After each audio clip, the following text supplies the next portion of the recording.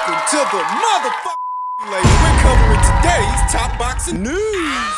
Baumgardner versus Bo Mi Re Shin. Let's talk about the fight. Admittedly, I thought this might be a banana skin for the defending champion, given Bo Mi Re Shin's relentless style and durability that she's already been in there with a similar fighter in Caroline Dubois, and she gave her all she could handle, over 10 twos, where this fight was going to be for 10 threes. Alicia would have to deal with that same fighter for a longer duration of time. To my surprise, not only was she able to handle the assignment, but she did it better than Caroline. Story of the fight.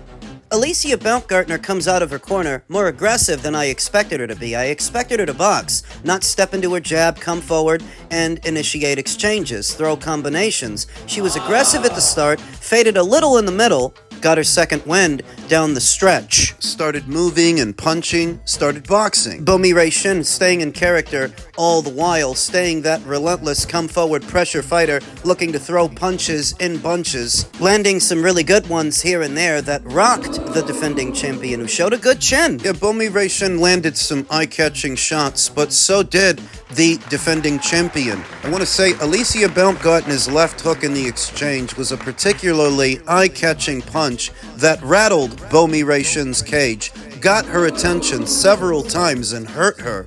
Alicia is showing different dimensions, different aspects of her game, being willing to bang in the booth at the start, collect herself in the middle, change of strategy, move and punch towards the end, because trying to match Bo Mi Re Shin's pace at the start, that's what left Alicia Baumgardner sucking wind in the middle. Was physically taxing. Trying to keep up with and keep on Bo Mi Re Shin, landing hard punches all the while, head punches, body punches. She's still there. She's not going away. It's taking them all the while. You're burning through your energy reserves. It's good that Alicia was able to make that adjustment. Getting in with hard punches, very sharp, very strong. As stated, it's the most hurt I've ever seen Bo Mi Re Shin. I never saw nobody rock Bo Mi Re Shin like that, including Caroline Dubois. Now, post-fight, MVP co-founder Jake Paul stated Alicia Baumgardner had a terrific performance and showed an extremely versatile skill set. She promoted 24/7 and still brought the goods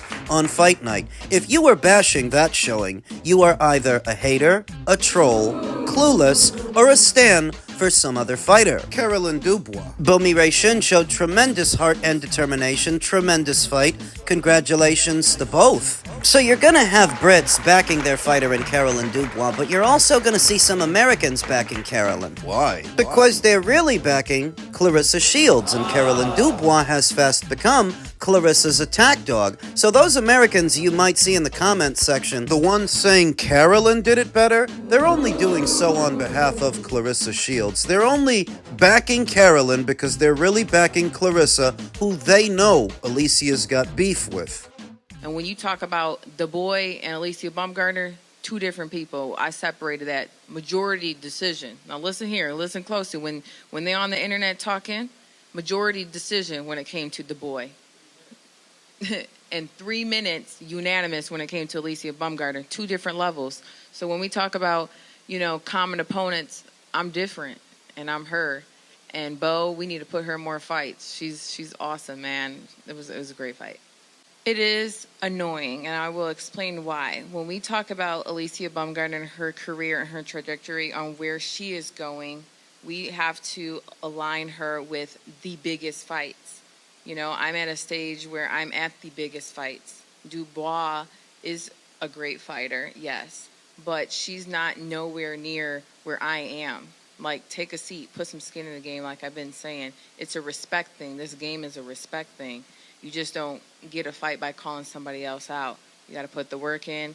And again, like I stated, I'm with the biggest fights. I am a prize fighter, not a charity fighter. Next question. Ooh, bop. The problem that most people are going to have with that perspective is, how could you say that Caroline needs to do more to get a fight with you when you just fought a girl that she beat? What was Bo Mi Re Shin's skin in the game? Losing to Caroline? So what, is Caroline being punished for winning the fight? That's the part that people are going to find infuriating. That's the part that In spite of this weekend's stellar performance, because it was really something, anything Carolyn Dubois can do, Alicia can do it and better, and that's what I saw, but people still want to see that fight, and I want to see it too. Based on what I saw, there isn't anything that Carolyn Dubois does better than Alicia Baumgardner, and this weekend's fight convinced me if they fight anywhere inside of a year and a half to 2 years' time, Alicia beats her at her own game. But it's not enough for me to say it, to forecast it. The fight needs to happen. Now, it's all well and good to pursue a fight with Katie Taylor and pursue a fight with Amanda Serrano, though, if none of that happens, what will the excuse be then? Because a Katie Taylor fight is not likely to happen, and I don't think an Amanda Serrano fight is likely either. So that if either fight doesn't happen, what will the excuse be then? She's not doing herself any favors dangling this carrot in front of the boxing fans. You know that that's the fight they're asking you to have, not the others. That's the fight a now retired Anthony Fowler is asking her to have, saying, just admit that you're scared of Carolyn because it's obvious. So while I myself don't think she's got anything to be afraid of in Carolyn Dubois, anything to worry about, that's not how it looks to a lot of other people. And the longer she drags this out, the more fans she loses, the more favor she loses. Great performance this past Friday, but she's not doing herself any favors, putting distance between herself and her transatlantic rival. Over the weekend, you may have heard that Daniel Kinahan has finally been apprehended inside his secret arrest and possible sentencing.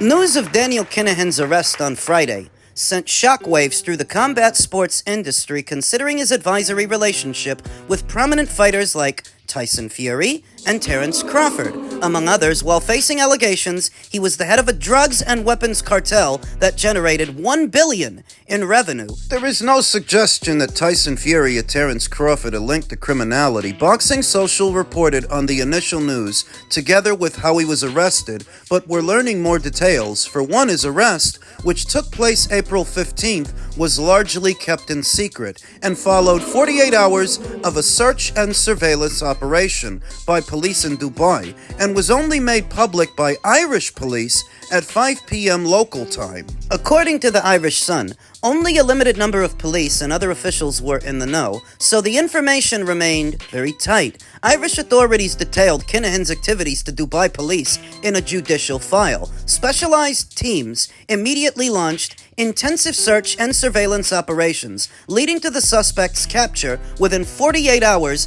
of the warrant being issued. A statement via the Irish Times said, Dubai police confirmed that the arrest took place on April 15th, reflecting the force's rapid response and operational readiness in handling international cases. The Irish Sun, which reported on Kinahan's alleged links to organized crime for years, reported this week that the Gardaí is confident it can link Kinahan to encrypted messages that connect him to murders and plots to kill during a feud against the Hutch gang. The Irish Times added that Kinahan wasn't just the leader of the Kinahan organized crime group, he was also a member of a super cartel that is responsible for approximately a third of the entire European cocaine market. A source described Kinahan to the Irish Sun as a complete and utter egomaniac who genuinely thought he would never see this day. The day, though, has come, and with Gardaí seemingly confident it has the necessary evidence to convict Kinahan, according to the Irish Sun, faces the prospect of a life sentence once he is extradited from the UAE, where he sought refuge for some years now, though he hasn't exactly been hiding. He went from Ireland to Spain, and from Spain to the UAE, all to avoid apprehension, fleeing the authorities. The Irish Times said Kinahan will face charges in Ireland regarding the bloody Kinahan-Hutch feud. The publication noted that police in the country believe he oversaw the feud, which ran from 2015 to 2018 and tallied at least 18 murders. Kinahan's arrest could fatally weaken the KOCG. Okay, but where does any of this have to do anything with boxing? Because this is a boxing channel. Well, the more you delve into Daniel Kinahan's story and what's going on with him, the less and less it becomes about boxing, though briefly, he endeavored into the boxing world, likely as a means to to launder all of his ill-gotten gains. Not only that, looking to expand his area of operations to the United States up until he was sanctioned by the U.S. government. Not only did they say he can't do any business here, but he was supposed to stand trial. The mistake I think Danny Kaye made was putting his face out there too much, rubbing elbows with all the right people, taking snaps while he does it. Maybe that's where him being an egomaniac comes into it. He probably should have taken a page out of Al Heyman's playbook and stayed in the shadows, stayed a background character that's notoriously difficult to get in contact with, instead of getting in front of the cameras as much as he did. There are too many people in Ireland who know who you are and know what you come from. Nobody's gonna believe that you've gone straight. In boxing, least of all. What is the most unregulated sport in all of organized sport, most fertile terrain for organized crime. Already having its roots, its own history tied to organized crime. No sport, more than the sport of boxing, can trace its origins to the mob more than boxing. So that Danny Kaye might have sought refuge as some sort of high-profile advisor to the who's who in boxing, that wasn't enough to make people forget. It was not adequate camouflage for what was, and what still is, his real area of operations: organized crime. The turning point that I see here is that the guys in Dubois actually decided to not only apprehend him, but extradite him. The reason that region of the world has become so popular with nefarious and unsavory characters like Daniel is they weren't extraditing anybody. If you've got enough money to get over there and stay over there, you're out of reach of the authorities. Up until recently, for whatever reason, the authorities in Dubai decided to act, decided to do something, and that's the turning point. Hard to digest this being as simple as the authorities making a break in the case, when it sounds more like they just decided to act. Finally, they decided to do something because Danny Kaye thought they wouldn't.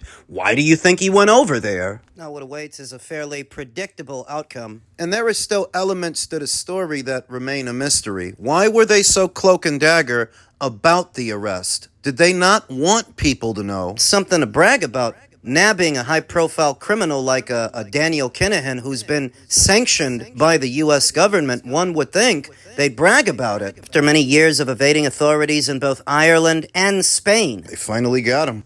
Elsewhere in the world of boxing, Eddie Hearn admits he now questions everything after backing Conor Benn.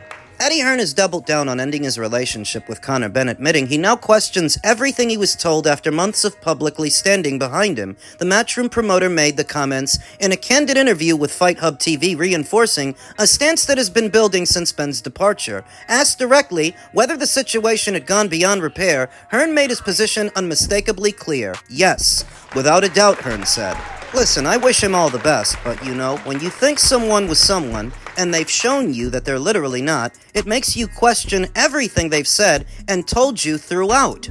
So yeah, and I'm learning more as I go along now. Things are coming back to me and I'm like, hang on a minute. But I shall say no more. The tone marks a sharp change from Hearn's previous stance. For months, he stood firmly behind Conor Benn when the fighter was under fire following 2 failed drug tests, backing him through one of the most difficult periods of his career. The contrast is stark. After months of defending Benn unequivocally when the son of a legend was under fire for those 2 failed drug tests, that backing has now given way to second thoughts about what really came before it. Newsflash, Benn was lying. The shift has been building. Hearn had already admitted he made a mistake not securing Benn to a fresh deal before his exit, a decision he later blamed on trusting the relationship rather than the realities of the sport, as he explained when reflecting on the contract situation following Benn's departure. That fallout soon extended beyond Benn himself, with Hearn confirming his breakdown with manager Keith Connolly effectively closed the door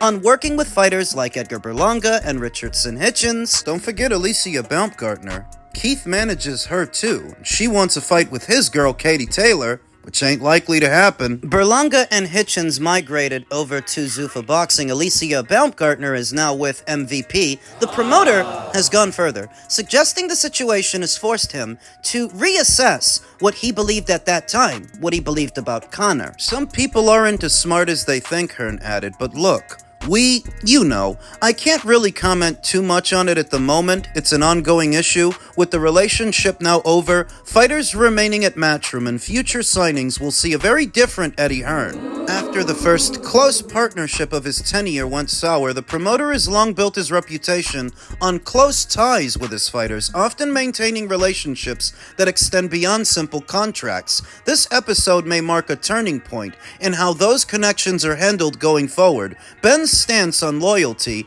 may not have developed on its own. His father, Nigel Benn, was always openly skeptical about promoter involvement in his career and monetary dealings, a mindset that now appears to have carried through into how Conor has approached his own path. That outlook may also explain why the relationship with Hearn ultimately broke down so quickly once trust was questioned. WBN has consistently taken the view that the situation played out in full view as Dana White and Eddie Hearn went back and forth publicly in the media. Intensity of those exchanges appears to have fed directly into what followed, with White pushing for Benn to join TKO. At the time, Benn was one of Hearn's closest relationships at Matchroom outside Anthony Joshua. Making the breakdown all the more telling, now aligned with Zuffa, Benn enters a new phase that continues to ripple beyond his own career. His next move could be a high-profile clash with Ryan Garcia, with World Boxing News understanding that discussions depend on whether Dana and Oscar can find common ground